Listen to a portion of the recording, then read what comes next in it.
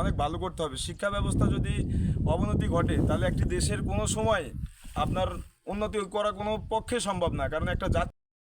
আসসালামু আলাইকুম, আশা করি সবাই ভালো আছেন। আপনাদের মাঝে আজকে আমি কিছু কথা বলতে আসলাম। কথাটা হলো আমাদের জীবনের চাহিদা নিয়ে। আমরা মানুষ এমন একটা প্রাণী যাদের চাহিদার কোনো শেষ নেই। এটা অবশ্য সকলেই জানেন, তারপরও আমার নতুন করে বলতে হচ্ছে। এটা আমি কিছু কিছু ক্ষেত্রে দেখি যে মানুষের ইচ্ছা চাহিদা বা আপনার লোভ লালসা এগুলো কিন্তু আসলে অনেক বেড়ে গেছে মানুষের ভিতরে। মানুষ কিন্তু আসলে আগের মানুষগুলা নেই। মানুষের ভিতরে মনুষ্যত্ব উঠে গেছে। টাকার জন্য মানুষ যে কোনো কিছু করতে পারে, ঠিক আছে। এই কিছুদিন আগে একটা নিউজ দেখেছিলাম যে কিছুদিন আগে বলতে বেশ কিছুদিন আগে, 2-3 দিন আগে, যে মাকে ছেলে মেরে মাটির নিচে চাপা দিয়ে থুয়েছে জমি জমা সম্পদের জন্য।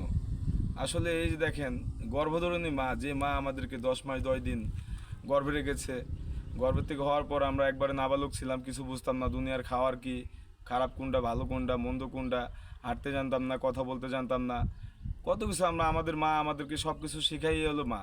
প্রধান প্রধান শিক্ষক একটি মানুষের জীবনে তার মা। দেখেন তাহলে সম্পদের লোভে যে এমন একটা অবস্থা হয়ে এসেছে আমাদের এই বাংলাদেশে, মানে এটা বলে বোঝানোর মতো আমার ভাষা নেই, ঠিক আছে। এটার জন্য আমি আসলেই এই খুব মানে লজ্জিত। এই মানুষের ব্যবহার আচার যে একটা অবস্থা হয়ে দাঁড়াইছে, ঠিক আছে। লোভ লালসা এমনভাবে বেড়ে উঠছে যে বলার বাইরে। লোভ করে আসলে লাভ নাই। দুনিয়ার থেকে কেউ কিচ্ছু নিয়ে যেতে পারবে না, এক টুকরা সাদা কাফন ছাড়া আর কিছু নিয়ে যাওয়া সম্ভব না। প্রত্যেকটা জিনিসে মানুষ হলো কি, মানে সিন্ডিকেট, মানে এই জায়গায় হলো কিভাবে দুর্নীতি করা যাইব, কিভাবে মানুষটা ঠকায় আমি 2 টাকা বেশি কামাইতে পারবো, গরিবকে ঠকানো যাবে কিভাবে, গরিবের হক কিভাবে মারা যায়, ঠিক আছে। এই যে দেশের ভিতরে কত কিছু হইতাছে, এগুলো নিয়ে আসলে কথা বলার মতো ভাষা নেই। দেখেন, গরিব মানুষ খাইতে পায় না, আর একটা মানুষ হলো ছাগল কিনে হলো 12 লক্ষ টাকা দেয়া, 1 কোটি টাকা দেয়া গরু কিনে কুরবানি দেয়, ঠিক আছে। মানুষ খাইতে পারে না, এমন একটা অবস্থা হয়ে দাঁড়াইছে। আসলে আমাদের মন মানসিকতা পরিবর্তন করতে হবে। মন মানসিকতা পরিবর্তন না করলে আমাদের সামনে খুব খারাপ অবস্থা। সবাই যদি এরম ধর্মার এরম যদি অবস্থা হয়, তাহলে এই দেশের ভিতরে আমার মনে হয় না যে আর মানুষ বসবাস করতে পারবে 2-20 বছর যাওয়ার পরে। আমাদের ছেলে সন্তান বসবাস করতে খুবই কষ্ট হবে, ঠিক আছে।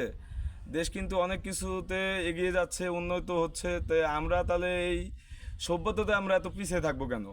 আমাদের দেশ নিয়ে কথা বলবে কেন মানুষ এত?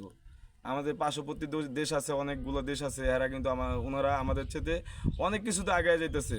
লেখাপড়া বলেন, আপনার কর্মসংস্থা বলেন, শিক্ষা ব্যবস্থা যা যা বলেন, ওরা সব কিছুতে আগে যেতেছে। আমাদের দেশে এত খনিজ সম্পদ আছে, এত কিছু আছে, থাকার পরও আমাদের এগুলো আমরা কিভাবে উঠাইতে হয়, কিভাবে উঠে এটা কাজে লাগানো যায়, আমরা কিন্তু এগুলো কিন্তু কিচ্ছু করতেছি না। আমরা শুধু আসি হলো এই মোবাইল সফটওয়্যার, ঠিক আছে, মানে বিভিন্ন কিছু নিয়ে আসি আমরা। আমাদের দেশের যে সম্পদগুলো আছে এগুলোর দিকে আমরা কেউ কোনো লক্ষ্য দিচ্ছি না। এই জন্য আমরা অনেক কিছু, এই যে আমার পাশে দেখছেন যে কত বড় বড় স্থাপনা হয়েছে, এইগুলো আসলে কিছু না, অন্য অন্য বাইরের দেশের কথাই। কিন্তু এই যে দেখেন, এটা পূর্বাচলের একটি জায়গা দেখতে পাচ্ছেন, এই যে দেখেন কত হাউজিং হয়ে আছে, এগুলো কত উন্নত। আমাদের চেয়ে বাইরের, আমাদের পাশের যে ক্যান্ডিগুলো আছে ওগুলো কিন্তু আরও অনেক উন্নত।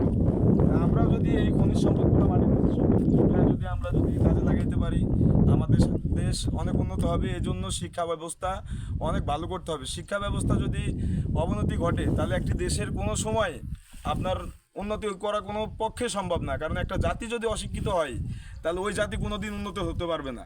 একটি জাতি যদি শিক্ষাতে চুরি করে যদি ওখানে বড় হয়, তাহলে সেই জাতি আর আরেকজনকে কি ভালো শিক্ষা দিবে বা ভালো জ্ঞান তারপরের প্রজন্মের কীভাবে দিবে? এটা দেওয়ার মতো কিছু নয়। আমি যে খুব জ্ঞানী মানুষ তা না, আমি 10টা কথা বললে 2টা ভুল হইতে পারে, এই জন্য আমাকে সবাই ক্ষমার দৃষ্টিতে দেখবেন। অনেক কথা বললাম, এই জন্য আমি আপনাদের কাছে কৃতজ্ঞ। আপনারা আমার কথা এতক্ষণ শুনেছেন, আমি খুবই খুশি হয়েছি। আপনারা সবাই সঠিকভাবে চলার চিন্তা করুন, আমাদের দেশ অনেক উন্নত হবে, অনেক দূরে এগিয়ে যাবে। আসসালামু আলাইকুম সবাইকে, আল্লাহ হাফিজ।